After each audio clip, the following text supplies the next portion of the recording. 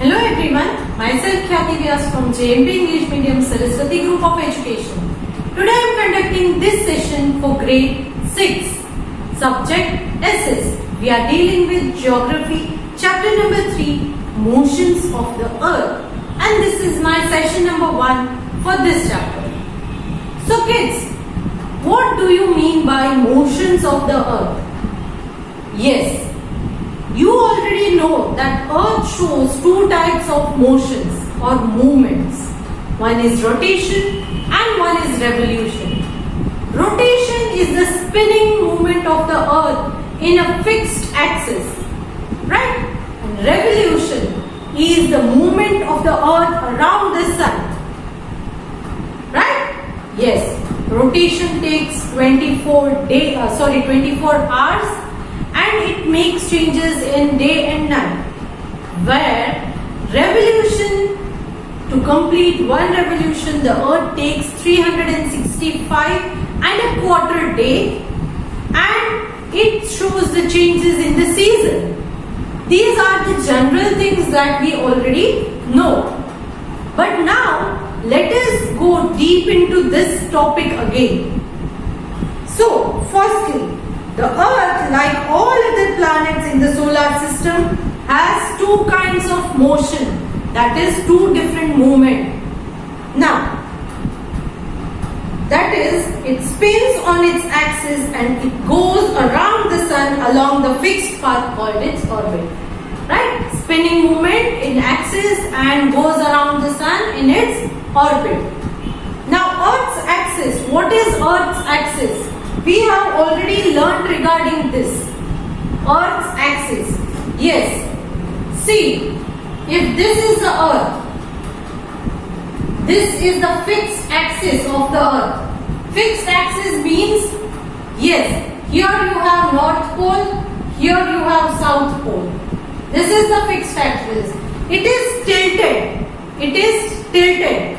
See, I have not drawn it straight. It is tilted. Actually, here you can see, here you have the straight path, and if you want this straight line, then this will become 90 degree. But Earth is not here, it is a bit cross, that is tilted. Earth is a bit tilted position. Now you already have learned that the Earth's axis is an imaginary line joining North Pole and the South Pole that I have drawn here in the figure. The axis is tilted at an angle of 66.5 degree with the plane of the Earth's orbit.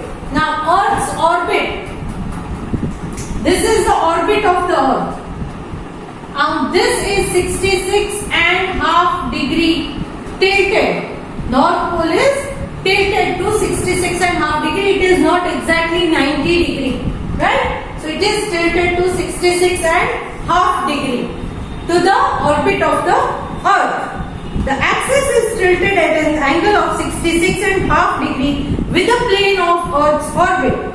This tilt is called inclination of the Earth axis. What is it called? Inclination of the Earth's axis. Now here they have also given in information. In 1530, Nicolaus Copernicus, a Polish astronomer, first wrote in his book that the Earth spins daily on its axis. He also wrote that the Earth goes around the Sun once every year, that is revolution, right? Together with the other planets of the solar system, means other planets are also revolving. Very few people believed him at that time because the general idea was that Sun goes around the Earth, because at that time people believed that Earth is fixed and the Sun is going round the Earth, right? But he was the first person, Nicolaus Copernicus. He was a Polish astronomer. Polish astronomer means he was from Poland. People of Poland are called Polish. Okay? Now, effects of the inclination of Earth's axis. Now, Earth's axis is bit tilted. So, what are the effects of this inclination? How does it get affected? If Earth's axis was vertical to the plane of orbit, if it was straight, vertical, if it was vertical to the orbit, any place would have been received the sun's rays in the same way all round the year. All the places would have got the sun's rays all round the year. Means throughout the year, sun's rays it would have been similar. Why similar? Just observe what I am saying. Now, here if the sun is placed, now here North Pole is towards this side. Sun's rays can reach maximum till here, but it cannot reach this way. So sun's rays will hit here and then pass away, but North Pole will remain dark. And South Pole, since it is here, even if the Earth is rotating, but South Pole will always keep on getting the light. Similarly, if I place this Earth over this side, same thing. North Pole, South Pole. Now what happening? Continuous light on the North Pole and no light on the South Pole, because South Pole is here. So what happens? Yes, it would have been similar throughout the year.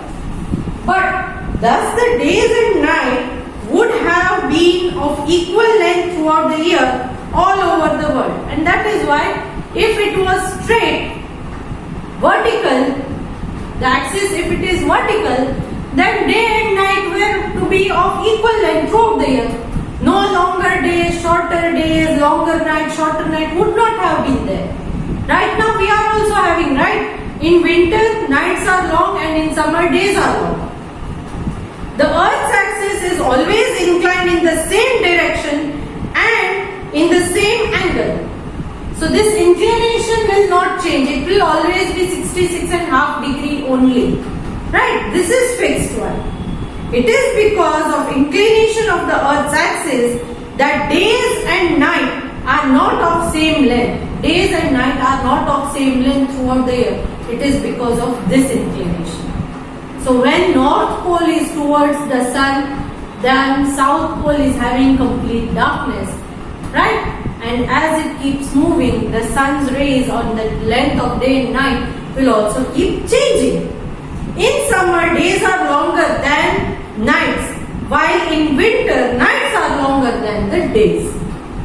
Now, circle of illumination. What is circle of illumination? Now let me show you. See here in the figure I have shown that the sun's rays is here. So circle of illumination is, I can say this. It will go round from the other side of the earth also. Right? So this part which is facing towards the sun, that is, I am not talking about here. This is axis. This line is axis.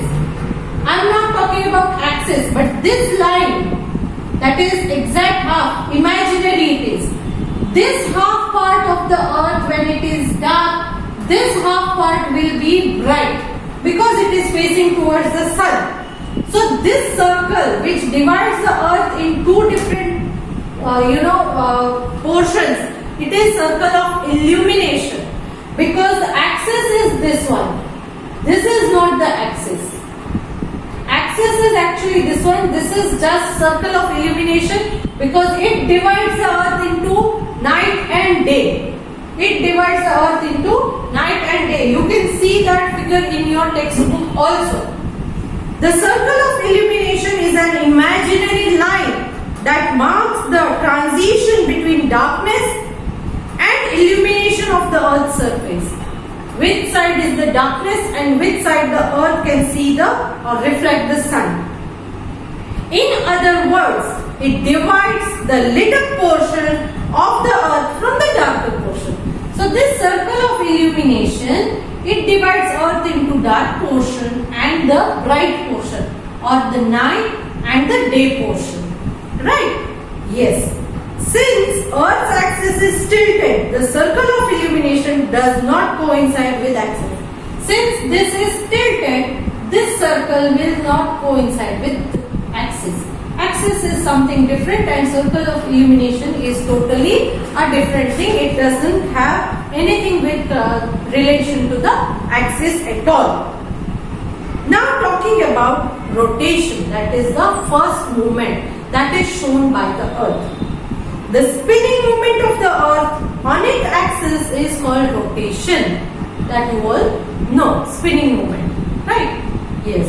The earth rotates from west to east and takes 24 hours to complete one rotation. We consider this time to be 1 day. So it takes 24 hours to complete one rotation. That is one complete day. What do you think would have happened if earth stopped rotating? What happens if earth stopped rotating? Yes, the part which is having night will have continuous night only. They will not have day at all. And the part which is having day will not have night at all. So, what happens if it stops rotating? There will not be changes in day and night. So, one half of it would have permanent daylight and become very hot, while the other half would have permanent night, causing freezing condition. If there is no sunlight, then that part will start freezing slowly and gradually. Can life exist in this extreme or in such extreme condition? If it is continuous daytime and continuous it start heating, we cannot survive. And if it is continuous night and the temperature starts dropping, again it is very cold, it starts freezing, we cannot live. So living things would not exist. Now effects of rotation. What are the effects of rotation? Rotation of the earth has the following effects. First one, occurrence of day and night. Day and night is one change, major change that we notice because of this rotation. Sunrise in the east and sunsets in the west. That is one more thing. Since it rotates from west to east, right? That is why sun rises first in the east and then it sets in the west. Deflection of wind and ocean currents. Deflection of wind means there is variation in wind. Sometimes high wind, sometimes low wind, and also ocean currents. The tides in the ocean, it also gets affected. Flattening of the earth at the poles and bulging at the equator. This is also because of this rotation, that the North Pole and the South Pole are flattened and near the equator the earth has a bulging point. Occurrence of tides twice a day. The oceans, if you have observed, night the water increases, level of water increases, and as the day comes, the level of water decreases. This is also because of this rotation. It gives us 24 hours. Because of rotation, we are having 24 hours in a day. If there was no rotation, then what is the need? What is the requirement of, hours? Why to count the time? Anytime you have night, then why to count? Anytime if you have day, why to count? So, it has given us 24 hours. Since the earth rotates from west to east, the heavenly bodies seem to move from east to west. Since we are moving west to east, the other heavenly bodies for us, they appear moving from east to west. See, for example, sun, it is a heavenly body. Moon, it is a heavenly body. When earth is moving from west to east, we feel that sun, moon, they all, get visible from east and then they disappear in the west. It is not because of them, but because of the earth's movement, this change is being noticed. Next type of movement is the revolution. The movement of the earth around the sun along the fixed path is called revolution. Around the sun means it is revolution. The fixed path along which earth revolves around the sun is called orbit. And the path on which earth is revolving is called orbit. What is it called? Orbit. It is elliptical in shape. Elliptical in shape means, see, let me show you. Now, let me erase this for you first so that it is clear to you. Yes. Now this is the sun and orbit is the path on which the planets move around the sun. For example, this is Earth.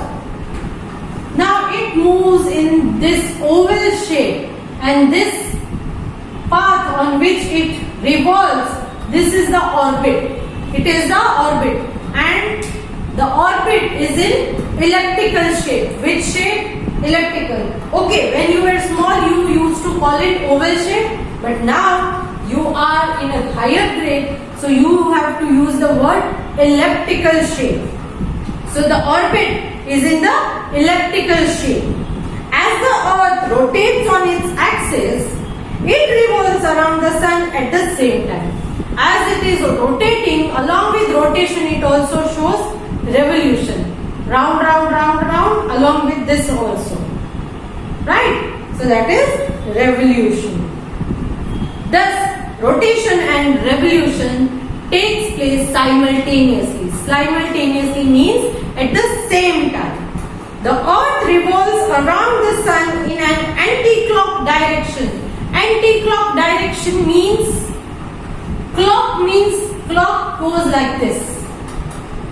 Right? But earth is revolving in anti-clock direction, means like this. Clock, the hands of the clocks, it goes like this. 12 o'clock, 1 o'clock, 2 o'clock, 3 o'clock, right? But anti-clock is moving backward. That is anti-clock.